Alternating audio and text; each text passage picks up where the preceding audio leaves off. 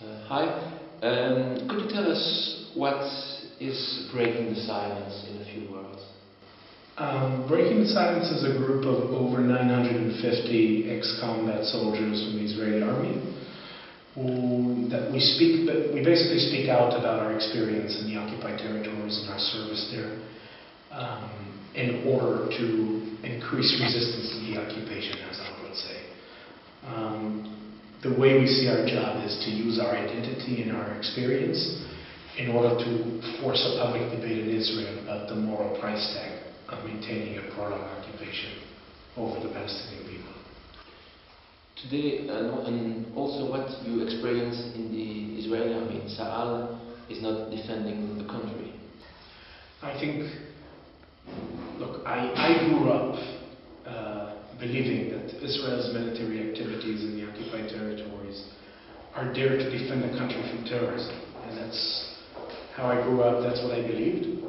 But I think today, today very much I understand that I would say defending the country from terrorism is a very small part of what the military is doing.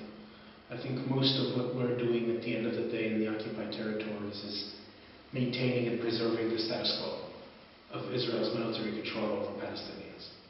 Yeah, that's basically what we do. And when you start to break the silence with an exhibition in Tel Aviv, what was the reaction of the Israeli people? Breaking the Silence started basically in June 1st, 2004 with a photo exhibit. We were 65 people from Yehuda to serve together in Hebron, putting together the exhibit. It made a huge fuss there. There was a lot of mess around us. The first time a group of veterans have organized themselves this way. Let's not forget, we were just fresh right outside of the military, so there's not much you can tell us, right? These are people who just came out. Over 7,000 people came to visit the gallery. We were invited to present the exhibit in the parliament, in the Knesset. Something that would never happen in this political climate of today. Yeah?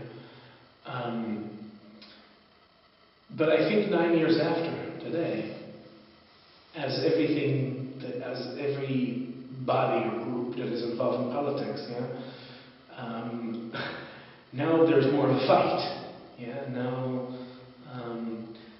But still, the hardcore of breaking the silence and the identity, again, is veterans who speak out, which is something that you don't find easily, I think.